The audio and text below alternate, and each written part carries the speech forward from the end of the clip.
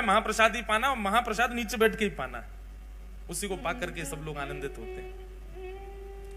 तो जगन्नाथपुरी में विवाह तब तक संपन्न नहीं होता जैसे बड़े बूढ़ों का ब्याह होना चाहिए, बड़े बूढ़ों का आशीर्वाद मिले तब ब्याह संपन्न। ऐसे जगन्नाथपुरी में वर और वधू जो है वो जब तक श्री जगन्नाथ प्रभु को देख ना लें तब तक उनका विवाह संपन्न नहीं होता। अब विवाह बहुत बड़े ऊंचे स्केल पे हो रहे हैं, बहुत व्यस्तता हो जाती है, भागदौड़ बहुत होती है, तो बेचारे दोनों वर वधू बाहर से पतित पावन भगवान को देख के वहीं माला पहना देते हैं। दूसरा पतित पावन भगवान के बाहर विराजने का स्वरूप यह है कि जब म्लेच्छों ने भारत में आक्रमण किया और मंदिर ध्वस्त करने लगे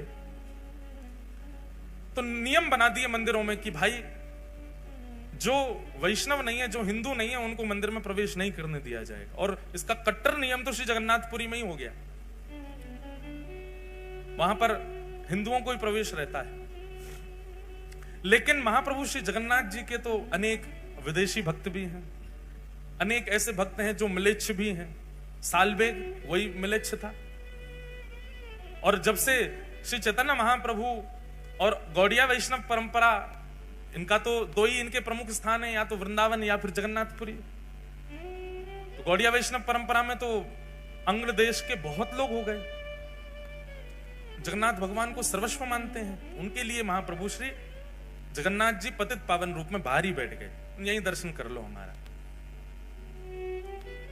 ऐसा शास्त्रों में वर्णन है, ऐसा जगन्नाथ जी की महिमा में भी लिखा है कि यदि कोई व्यक्ति पतित पावन भगवान का दर्शन किए बिना जगन्नाथ जी का दर्शन कर ले तो उसके पुण्य में 0 दर्शन काउंट होता है, दर्शन हुआ ही नहीं है उसको।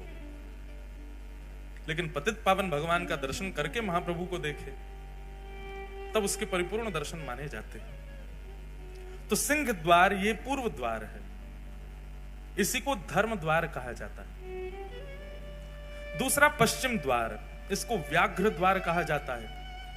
इस द्वार से प्रवेश करने से कामनाओं की पूर्ति होती है, क्योंकि एक काम द्वार है। यदि किसी व्यक्ति की कोई कामना है तो वो पश्चिम द्वार से श्री जगन्नाथ जी का दर्शन करने के लिए जाए।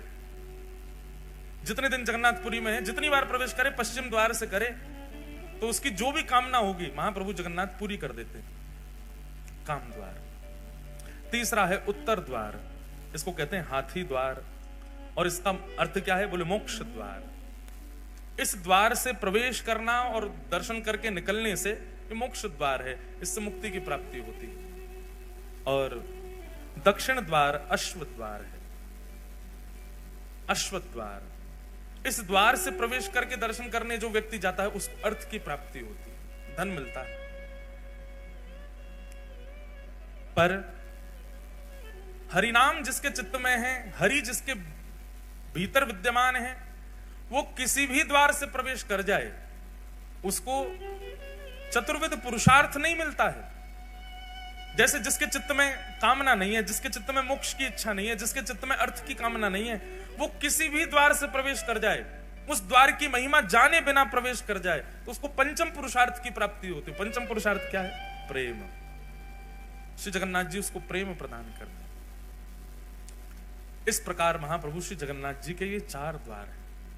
इन 4 द्वारों से श्री जगन्नाथ जी के दर्शन करने को वैष्णव जन प्रवेश करते हैं, दर्शन करने भीतर जाते हैं।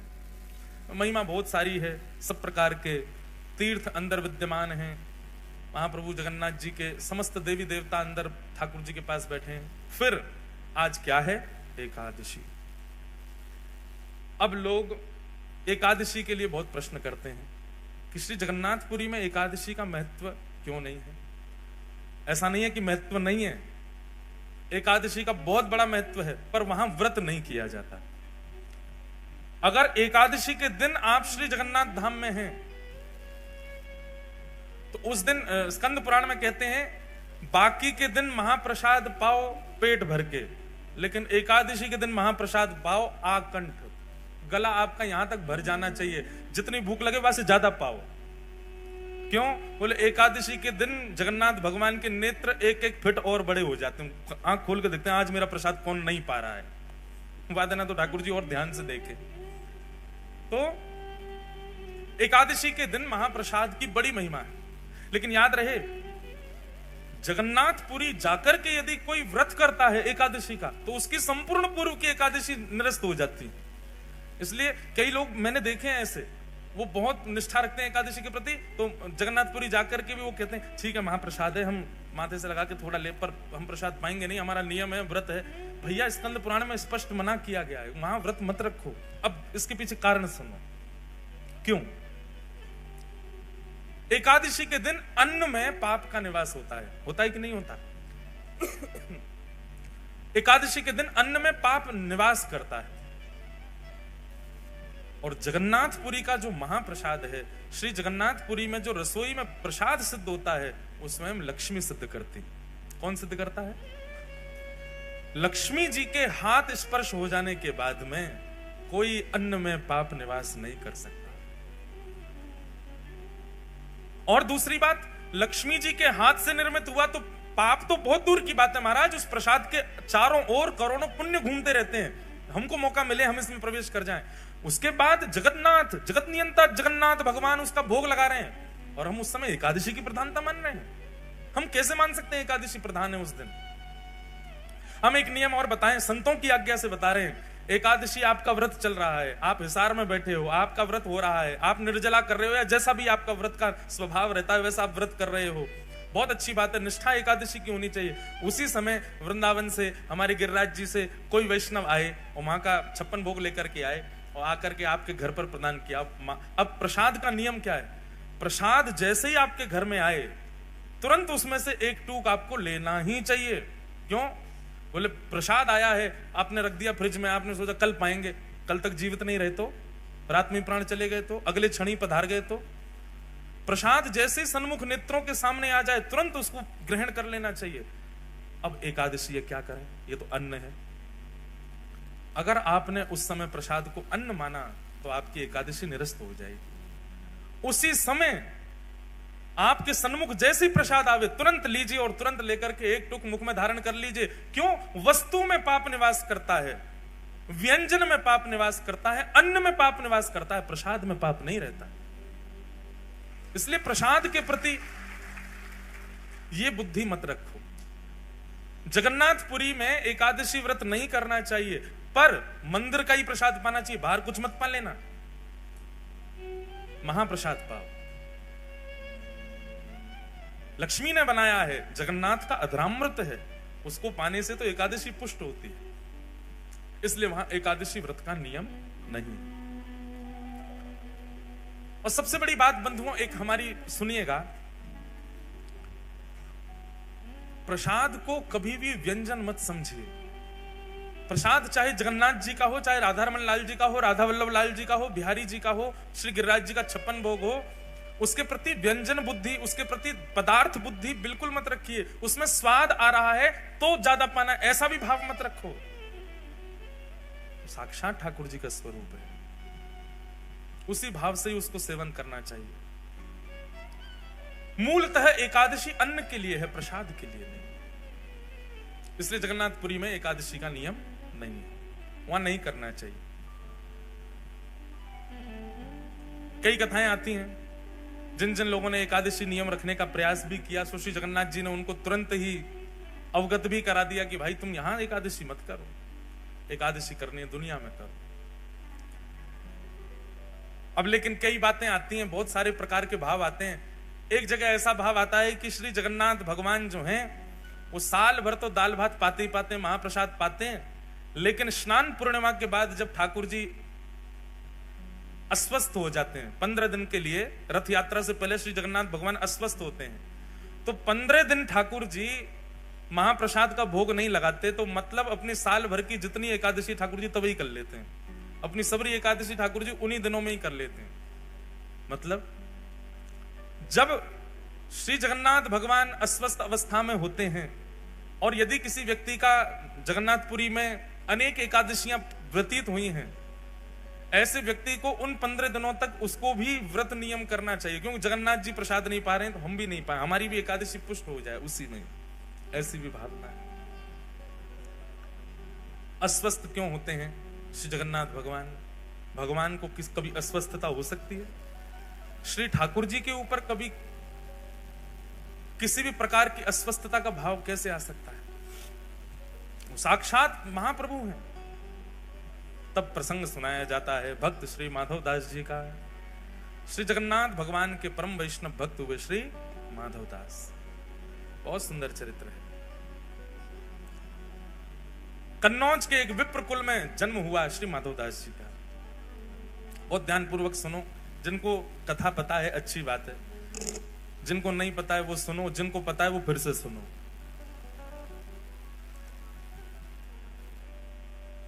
मार्ग दे दो भैया, माताएं बहनें जा रही हैं, सब लोग इधर देखो, कथा सुनो।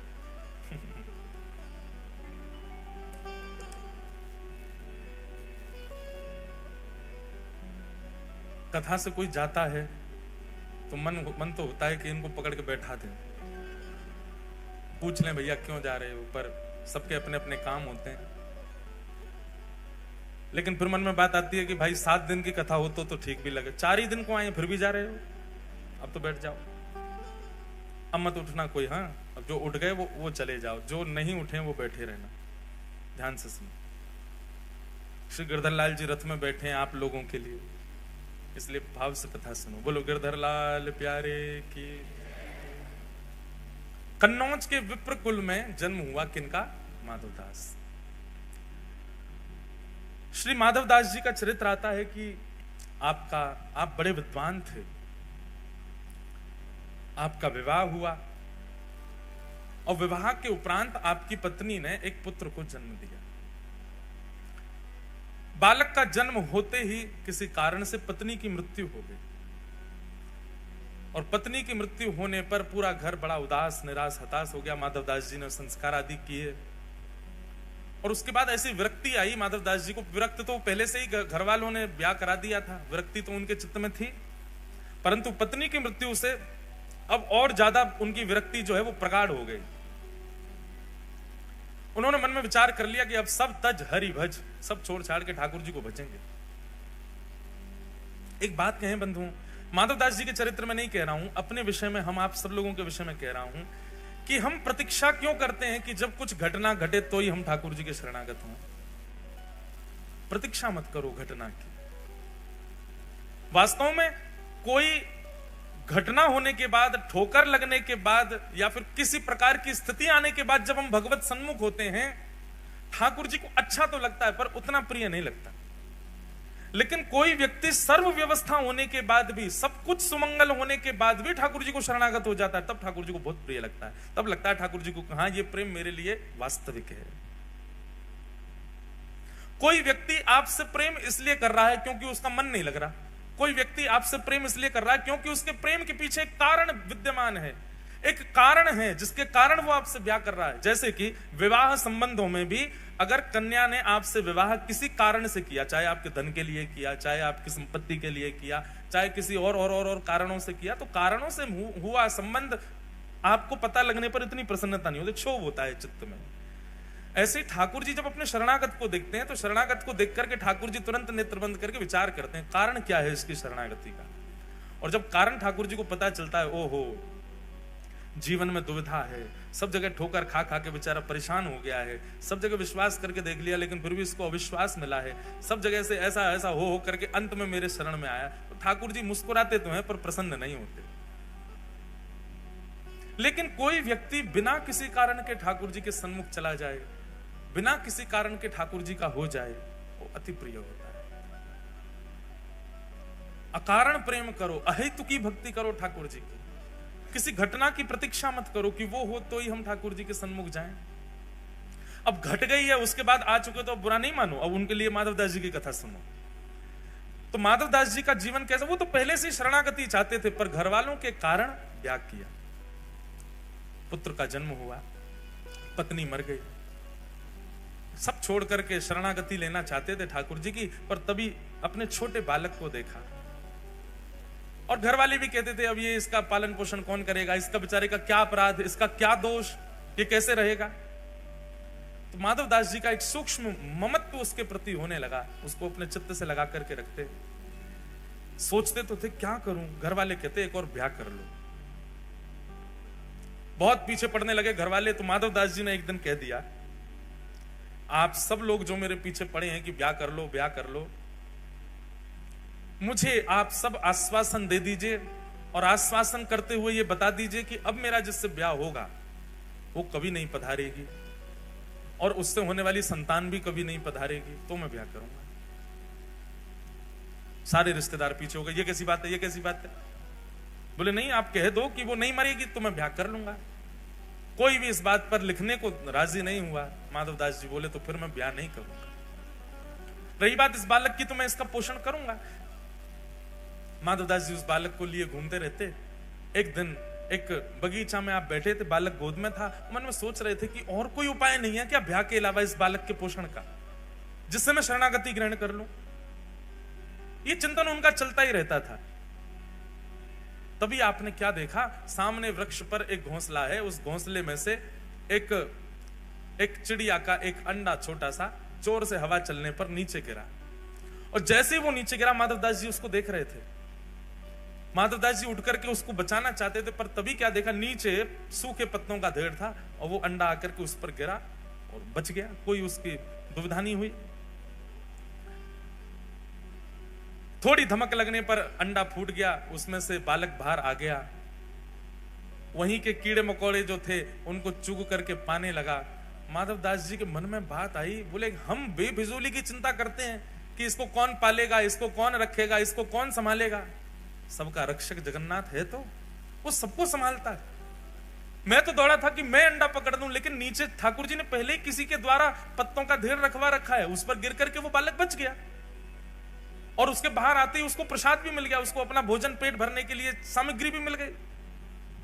ना तो इसकी मां इसके पास है, ना इसके पिता इसके पास है, इसका पालन भी तो हो रहा है। कौन कर रहा है? बोले जगन्नाथ कर रहा है। मैं क्यों चिंता करता हूं अपने बालक की। और उसी समय अब देखो, संसार की दृष्टि में इसको गलत माना जाएगा। इसमें क्या माना जाएगा? अपने कर्तव्य से भाग गया। पर वैष्णव दृष्टि में जब विश्वास प्रगाढ़ हो जाता है ना, तो व्यक्ति सब त्याग ही देता है। फिर चाहे पत्नी हो, बच्चे हो, परिवार हो, कोई भी हो। हम आपको आज्ञा नहीं दे रहे हैं या आपको प्रोत्साहित नहीं कर रहे सब त्यागने को। जिस दिन चित्त में प्रगाढ़ भक्ति प्रकट होगी, आपको कोई बोलेगा नहीं त्याग करो, आप अपने आप छोड़ दोगे सबको। इसीलिए हम बार बार कथा में कहते हैं, ज्यादा कथा मत सुनो, ज्यादा बार बार मत सुनो। क्यों? क्योंकि त्याग की स्थिति बहुत बढ़ जाएगी। अभी युवा बहुत आते हैं कथाओं में, और उन युवाओं की स्थिति ऐसी होती जा रही है। जलंधर में अभी हाल देखते आप, वहां बालक ऐसे हो गए कि वो अब संगे ही भगने को तैयार हैं। जहां कथा हो वहीं चल देंगे, जहां आप जाओगे वहीं चल देंगे। ये प्रारंभिक त्याग, दो प्रकार के त्याग आते हैं। एक प्रारंभिक त्याग जो होता है, उसमें भी सब छोड़ने का मन होता है, पर उस समय रुकना चाहिए। वो नया नया त्याग है, नए नए त्याग में छोड़ने का मन होता ही है। कुछ समय प्रतीक्षा करो तो फिर समझ में आता है कि अभी त्याग वास्तविक आया नहीं है। लेकिन जो बाद का त्याग आता है, जिसमें पूर्ण शरणागति ठाकुर जी के प्रति आपको दृष्टिगोचर होने लग जाती है, वो त्याग उचित है। उसमें आपको चाहे कितना भी ज्ञान दे दिया जाए, कितना भी बता दिया जाए, आपके चित्त में एक विश्वास प्रकट हो चुका है कि नहीं, मेरे तो सर्वस्व राधा रमण है, मेरे तो सर्वस्व राधा वल्लभ हैं, मेरे तो सर्वस्व बांके बिहारी हैं। उस समय किसी की भी बात, किसी भी गुरु की आज्ञा, किसी भी माता पिता की आज्ञा, किसी भी परिवार के बंधन, वो सब आपको दिखेंगे नहीं। आपको केवल ठाकुर जी दिखेंगे। तब समझो कि अब ये विश्वास पूर्व शरणागति वाला वैराग्य है। उस समय आप नहीं रुकोगे, फिर आप चले ही जाओगे। और ये सबके चित्त में नहीं आता। जिसको ठाकुर जी स्वीकार करते हैं उसी के चित्त में ऐसा वैराग्य आता है। माधवदास जी के चित्त में आ चुका था। अपने पुत्र को परिवार के हवाले छोड़ करके श्री माधवदास जी जगन्नाथपुरी चले गए।